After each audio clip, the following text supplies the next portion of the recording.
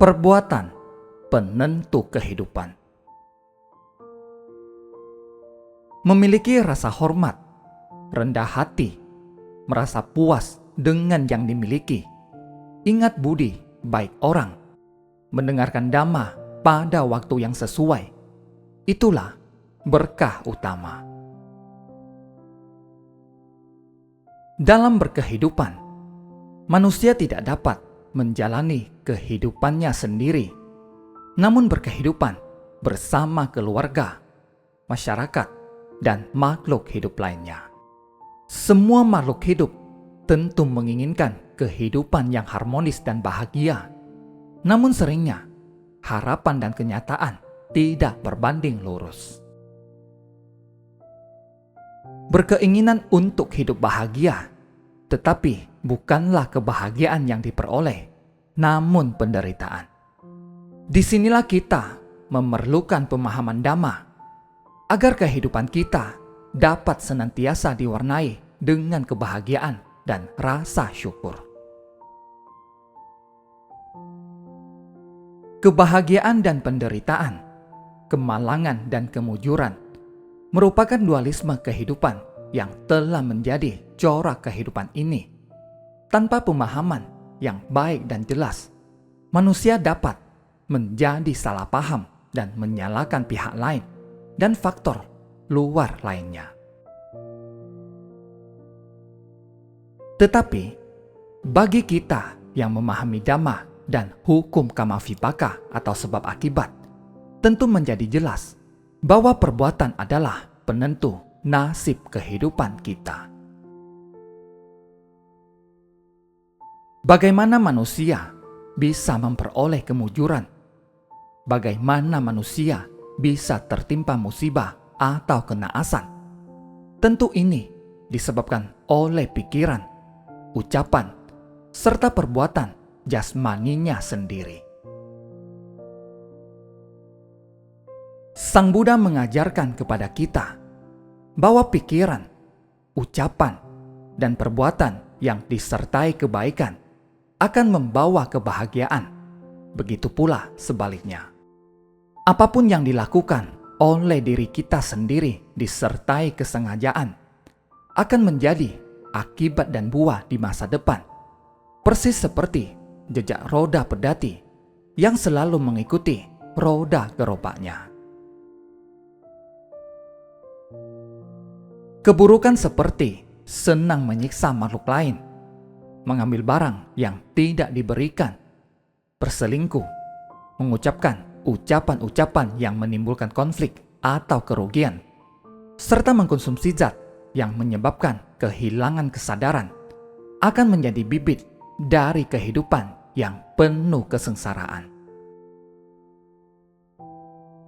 Keburukan-keburukan demikian sering kita jumpai langsung, mengakibatkan penderitaan seperti dipenjara oleh hukum negara, dikucilkan keluarga, tidak dipercayai masyarakat, ekonomi menjadi buruk, bahkan dihajar massa. Tetapi, penderitaan yang langsung dirasakan di kehidupan ini sesungguhnya sangat kecil dibandingkan penderitaan yang masih harus dijalankan di kehidupan-kehidupan yang akan datang ketika buah-buah kejahatan itu berbuah. Seseorang bisa terlahir di alam neraka, binatang atau peta. Ia bisa terlahir menjadi binatang atau manusia yang cacat. Lebih menyengsarakan lagi ialah tidak memiliki kesempatan untuk memahami dhamma guna keluar dari lingkaran kehidupan samsara ini. Memahami hukum perbuatan ini, selayaknya kita semua berhati-hati dalam berbuat dan berusaha sebaik mungkin dalam hidup ini menghindari semua sebab-sebab penderitaan. Kita tidak hanya pasif dalam kehidupan, dalam artian hanya hati-hati dalam berbuat, namun kita secara aktif mengkondisikan sebab-sebab baik atau karma baik agar kehidupan kita semakin baik. Sang Buddha mengibaratkan karma buruk seperti halnya batu garam dan karma baik seperti halnya air. Apabila seseorang memiliki karma buruk yang banyak dan karma baik yang sedikit, maka persis diibaratkan meminum segelas air yang mengandung larutan segenggam batu garam dan rasanya amat asin.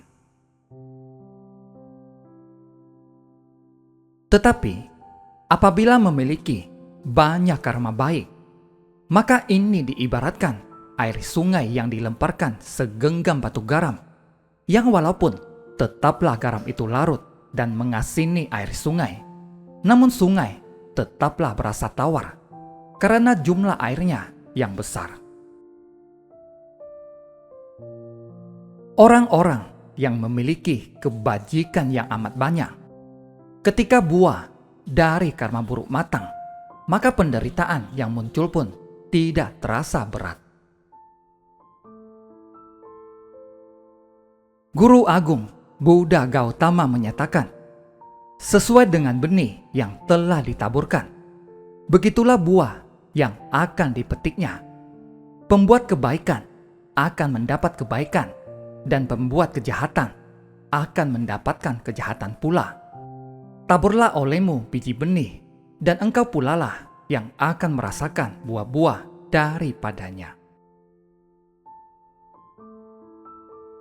Dengan memahami bahwa nasib kita adalah rancangan dari perbuatan kita sendiri, maka ketika ada penderitaan, kita tidak menyalahkan pihak luar, kita tidak menjadi membenci, kita tidak menjadi marah dan dendam.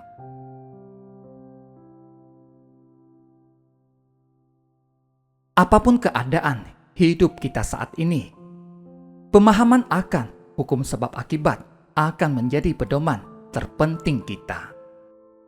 Yang sedang terpuruk menjadi paham untuk terus berbuat baik, agar asinnya kehidupan menjadi berkurang oleh air kebajikan.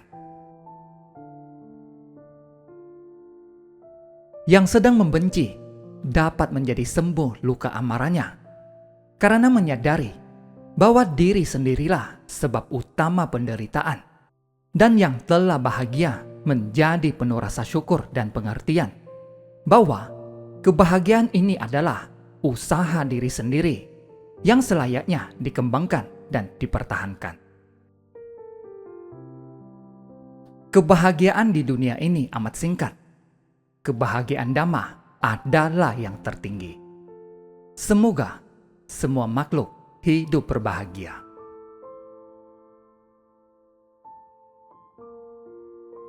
Terima kasih. Semoga bermanfaat.